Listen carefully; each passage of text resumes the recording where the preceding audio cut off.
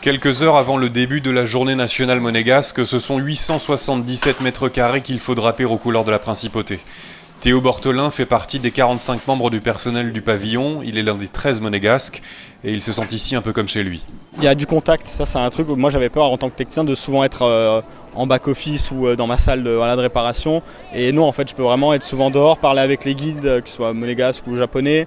Quand il y a des délégations, pouvoir être autour pour surveiller, qu'il n'y ait pas non plus de problème. Donc voilà, il y a du contact social et le jardin me permet vraiment aussi de me détendre et de penser à la maison, d'avoir ce côté un peu nostalgique déjà du retour. J'en suis un peu fier, non pas que ce soit du chauvinisme ou quoi que ce soit, mais il se distingue pas mal par rapport à d'autres pavillons, que ce soit déjà avec ses terrasses. Il est divisé en plusieurs pavillons, dans le sens où en soi, on n'est pas juste dans un endroit enfermé.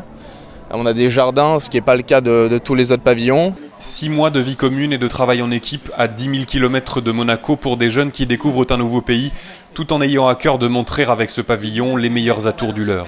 Beaucoup de pavillons sont en un seul bloc. Nous, on a plusieurs petits bâtiments, donc ça, ils apprécient énormément le fait que ce soit aéré, que tout le monde puisse y rentrer quand ils veulent.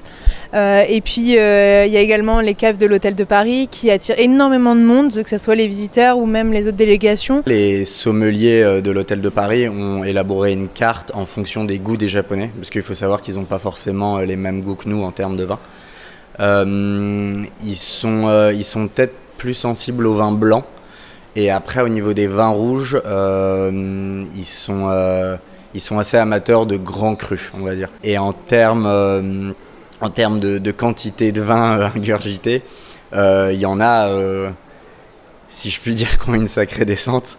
Un succès qui repose aussi sur la présence d'une vingtaine de Japonais au sein du personnel du pavillon, peut-être la clé de la réussite pour un pays de 2 km² seulement, mais qui attire 5% du visitorat total de cette expo d'Osaka.